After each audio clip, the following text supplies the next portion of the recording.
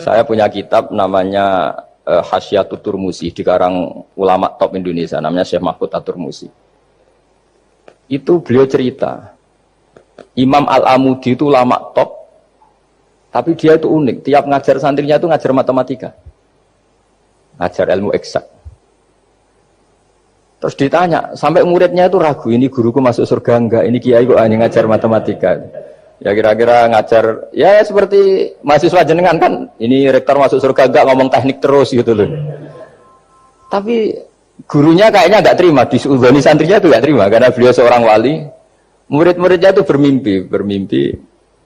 Ini penting saya ceritakan, mungkin agak aneh di dunia kampus ya, di bab ini. Kalau dalam teori kita, Pak On itu, mimpi sama nyata, melihat itu otoritatif mimpi.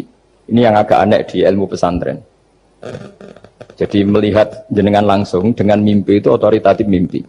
Karena mimpi, ru'yal mukmin dijamin oleh Rasulullah sama dengan 46 juz'un minan nubuwah. Jadi persennya itu besar sekali, 46% dari juz'un minan nubuwah, otoritatifnya. Nah tentu tidur yang benar. Logikanya gini, kata-kata kitab-kitab menjelaskan. Orang kalau melihat langsung itu pasti terpengaruhi oleh cinta atau tidak cinta, senang atau tidak senang, sedang butuh apa enggak. Jadi kalau saya sedang butuh dengan Pak Rektor itu melihatnya dengan penuh harapan. Jadi kalau saya sakit mau mati itu senang lihat dokter karena ini harapan, Rektor nggak ngefek gitu kan gitu. Tapi kalau saya politikus melihat ketua partai itu lebih respect ketimbang melihat dokter. Jadi gara-gara banyak kepentingan ini melihat itu nggak pernah jujur gitu. Nggak pernah jujur. Jadi kebodohan manusia justru karena melihat itu kalau dalam teori kitab. Makanya kalau dalam teori pesantren itu kebalik, anna sunyamun wa idza matu intabahu. Manusia itu hakikatnya tidur, baru setelah mati bangun. Misalnya kita di dunia nganggap uang itu penting, harta itu penting, jabatan penting. Setelah kita mati ternyata yang paling penting itu hanya sujud. Karena kamu itu kenangan ketemu Allah terbaik itu sujud. Yang kita anggap penting di dunia semuanya tidak penting. Yang kita anggap sepele kayak sholat ternyata itu super penting. Tapi sadar itu nunggu nanti di akhirat.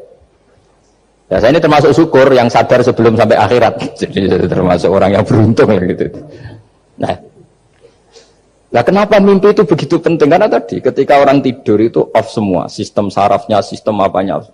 Yang ada hanya pengendalian Tuhan. Karena dia tidak bisa mengendalikan dirinya sendiri.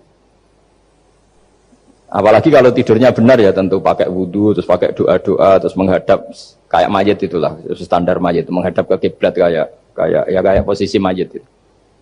Sehingga dia ada intervensi pada dirinya sendiri, ya tidak punya keinginan dari dirinya sendiri. Kamu kan nggak bisa ingin, wah tidur ingin ketemu wanita cantik kan tidak bisa tentukan gitu. Akhirnya ya benar-benar hanya milik Allah. Apalagi kalau kita bacanya benar, terus pikirannya benar. Makanya uniknya dalam Islam adalah doa mau tidur dengan wiridan setelah sholat itu ajarannya Nabi banyak mau tidur. Wiridan subhanallah 33, alhamdulillah 33, wa akbar 33 dan disempurnakan seterusnya itu. Itu ijazah Nabi kepada Sayyidah Fatimah itu untuk mau apa? Tidur. Bismika wada'tu jambi wa bismika arfa'u. Sampai doanya panjang. Allahumma aljatu zuhri ilaika. Panjang sekali doa mau tidur. Saya yakin jenengan tidak hafal dan tidak. Paling ya bismika wada'tu jambi apa? Bismika Allahumma ahyawamu. Itu sebagian ustaz bilang itu doa ngaji katanya. Oh, itu. Ada seorang ustaz saking mangkelnya, ibu sudah baca doa ngaji, belum tak juara. Bismika Allahumma ahya, bismika wa amr. Wah itu kan doa mau tidur Pak Ustaz. Iya biasanya kalau ngaji tidur. jadi doa itu kalau itu doa mau. Akhirnya mimpi itu penting. Karena di situ manusia nggak punya nafsu, nggak punya keinginan. Sehingga yang ada itu kata Nabi itu ada sittatun wa arba'una juz'an minan nubuwah. Sehingga dulu itu mimpi itu jadi sarana betul. Kita tahu kan cerita orang-orang dulu. Fir'aun itu kurang jahatnya, kurang kelirunya. Dia mimpi ada api dari Bani Israel yang membakar kerajaannya. Dan semua pentawilnya sepakat itu maksudnya Anda akan dihabisin kerajaan Anda oleh bayi dari Bani Israel. Begitu juga raja zaman Nabi Yusuf. Itu mimpi kalau ngalami ada 7 sapi yang gendut dimakan oleh 7 sapi yang kurus. Jadi mimpi itu sarana bahkan dari orang kafir. Karena Ya tadi yang preman ya nggak ada premannya, yang soleh ya nggak ada solehnya, semua dikendalikan oleh Allah Taala pas tidur. Sehingga tidur ini menurut agama lebih otoritatif, asal dengan tidur yang benar. Jangan tidur sambil ngerokok terus terbangun karena ininya kena itu. Nah, cerita-cerita unik begini kalau tidak orang pesantren itu tidak tahu. Karena ini memang khas-khas pembalikan satu fakta yang diyakini orang banyak. Sehingga ulama dulu itu cerita, ini saya teruskan. Imam Amudi itu akhirnya murid-muridnya mimpi.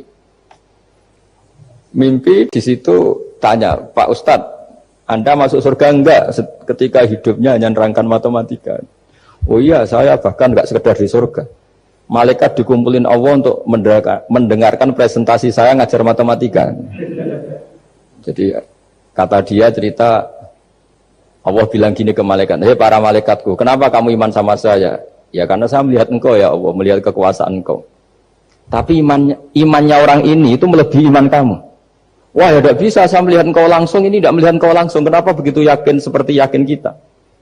Oh iya. Terus Imam Amudi, silahkan ajari matematika. Imam Amudi mulai ngajari matematika. Terus beliau ngajari ya sederhana.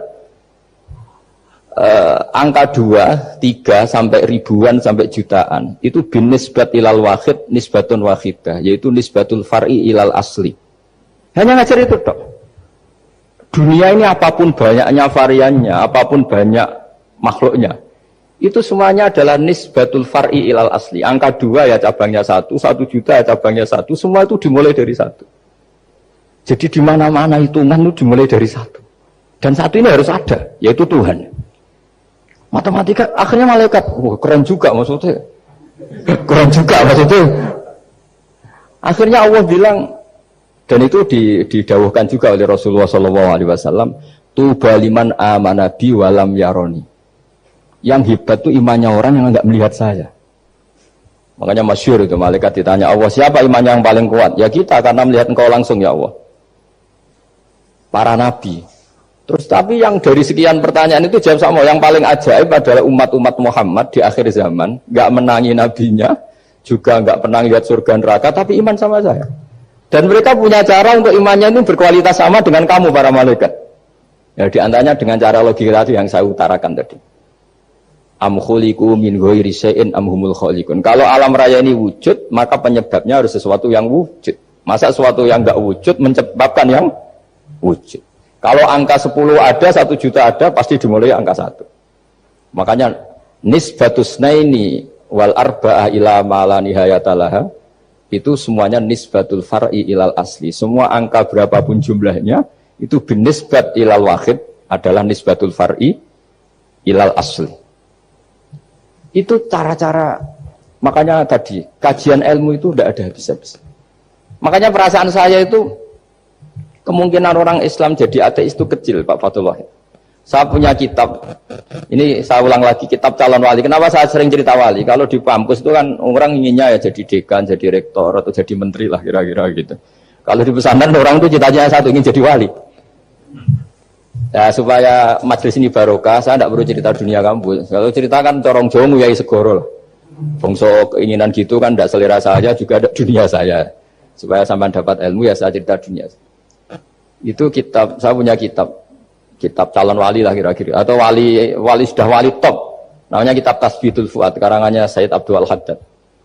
Itu beliau cerita, di antara ceritanya itu unik, kata beliau begini, saya itu tidak khawatir orang Islam jadi murtad, apalagi jadi ateis, karena kalimat la ilaha illallah itu sahlatun qoribah, kalimat yang mudah sekali. Sehingga saya tidak khawatir orang Islam yang ketemu orang ateis, ketemu orang macam-macam, asal diajari kalimat ini secara benar. Terus beliau cerita, yang saya takut tuh mereka masalah perempuan dan harta. Kalau iman kayaknya enggak. Singkat cerita yaitu di kitab seperti itu. Singkat cerita saya ketemu banyak orang yang kuliah di McGill atau kuliah di Amerika, di Jerman, mungkin di Norwegia, di mana-mana, di Australia, dan ketemu teman-teman yang di Korea Selatan juga. Mereka itu orang kebanyakan yang nyuwun sewu enggak keluarga kiai, tapi mereka enggak ada yang enggak tetap iman. Ketika saya tanya, kenapa Anda tetap iman? Padahal ada beberapa negara yang lebih stabil, lebih makmur dibanding negara yang mengklaim sebagai negara Islam. Itu cara berpikir ya sederhana. Enggak lah Gus, kayaknya kok Tuhan kok ada tanggal lahirnya? Enggak lah, kayaknya yang namanya Tuhan tuh ya awal lah. Masa pencipta langit bumi dituhani orang yang lahirnya di bumi, kayak enggak lah kayaknya. Jadi ya berpikir jelas. Padahal ya kurang ajarnya Masya Allah. Anak ini ya dugem ya macam-macam, tapi kalau ditanya disuruh yang lain enggak mau dia. Enggak lah, kayak yang benar tetap Islam. Karena kalimat ini, yaitu tadi eksistensi Tuhan, tadi eksistensi Allah itu, la ilaha illallah itu kalimatun sahlah, kalimatun qoribah, kalimah yang begitu mudah difahami. Kenapa mudah difahami? Misalnya kita ngaji, Tuhan itu siapa? Yang menciptakan langit dan bumi. Dengan misalnya perbandingan Tuhan itu siapa? Yang lahir di bumi tahun sekian. Enak mana cara kita menerima itu? Kan keren yang menciptakan langit dan bumi. Tuhan itu siapa? Yang ada sebelum langit dan bumi. Dengan misalnya Tuhan adalah yang lahir di bumi. Keren mana aja. Nah, bayangkan kalau kita punya Tuhan Fir'aun. Sudah mati jadi tontonan kan. Terus, wah gak keren maksudnya punya Tuhan kok seperti itu. Nah ini yang katanya Syekh Abdul Haddad. Kalimat ini sahlatun qoribah. Sehingga kalimat ini pula yang kita dilatih. La ilaha illallah kalimatu haqqin alaiha nahya wa alaiha namut. Wa alaiha nub'at. Atau wa biha nub'at insya'allah ta'ala minal aminin.